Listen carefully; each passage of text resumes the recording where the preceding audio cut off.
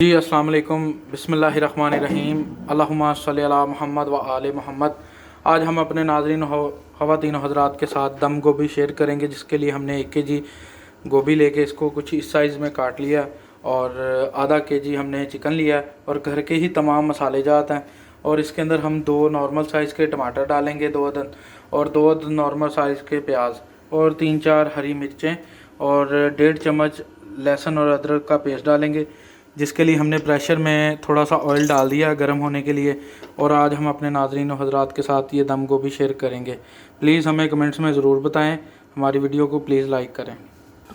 जी हम इसके अंदर जो हमने प्याज डाल दिया, जो हमने ऑलरेडी काट के रखे हुए थे। ऑयल को हमने अच्छे से गर्म कर लिया हुआ था और अब ये इसको हम थोड़ा सा ब्राउनी करते हैं। हम इसके अंदर लहसुन और अदरक का जो हमने 1.5 चम्मच पेस्ट रखा था वो इसके अंदर डाल दिया। ये हमारा प्याज माशाल्लाह से रेड होना शुरू हो गया और अब हम इसके अंदर इसको थोड़ा सा भून लेंगे। गोभी डाल के इसको थोड़ा सा भूनेंगे। टमाटर डालेंगे पहले और फिर गोभी डालेंगे। जी अल्हम्दुलिल्लाह हमारा प्याज और लहसुन अदरक का पेस्ट काफ़ी हद तक भुन चुका हुआ है और प्याज भी रेड हो चुका है। इसके अंदर हमने टमाटर ऐड कर दिया।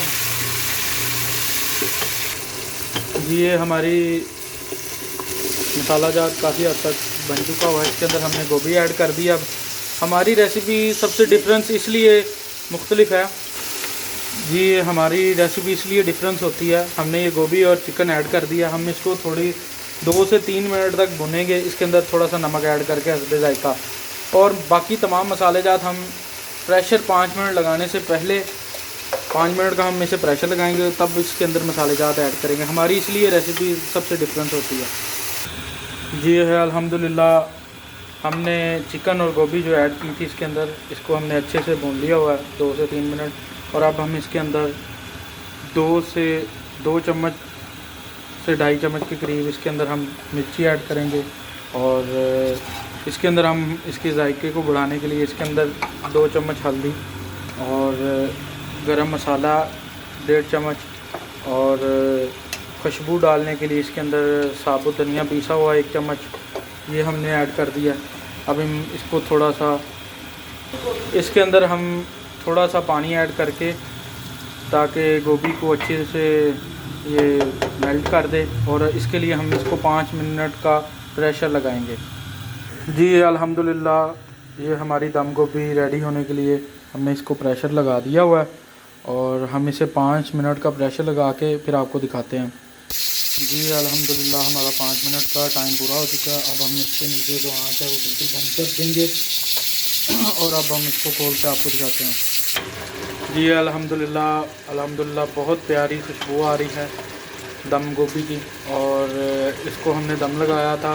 और अब इसके बाद हम इसको 2 से 3 मिनट और ऐसे ही मज़ीद इसको भूनेंगे और फिर आपको दिखाते हैं फाइनली। जी ये फ्लेम देख लें आप, इतनी आंच होनी चाहिए। अब इस दम गोभी को इसलिए दम गोभी भी कहा जाता है, इसको हम 10 मिनट तक दम देंगे ऐसे ही, और फिर आपको नाज़रीन हम दिखाते हैं। जी अल्हम्दुलिल्लाह ये हमारी दम गोभी बिल्कुल रेडी है। ये कुछ इस तरह से बनेगी और ये आप बहुत इजीली बना सकते हैं। जी नाज़रीन और हज़रात ये हमारी दम गोभी डिलीशियस बिल्कुल रेडी है खाने के लिए। बहुत प्यारी खुशबू आ रही है इसके अंदर से।